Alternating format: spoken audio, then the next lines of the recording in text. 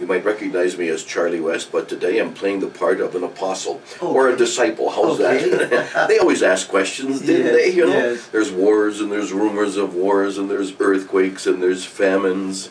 They asked back then, so when are we going to see the end of the age? When are you going to return, Jesus? So is Jesus ever going to return?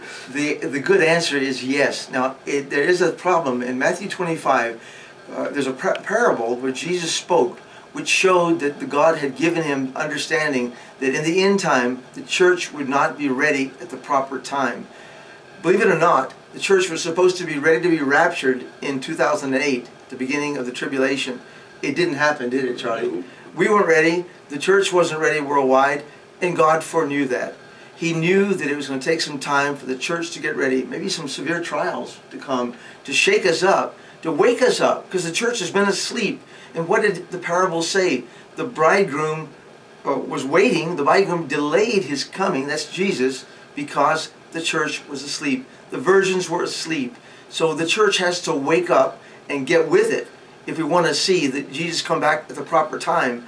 We know that he's coming back for sure, that's no doubt about it. But the question is when? When depends on you, depends on me, depends on you, Charlie, all of us. What are we doing? Are we praying, thy kingdom come?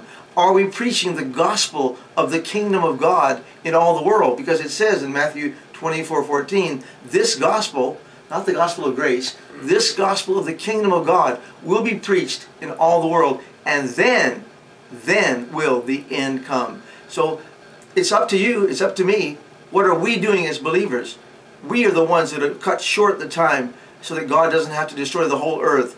We are the ones that are the key in all of this. Jesus is coming back. The question is when. It depends on you and me.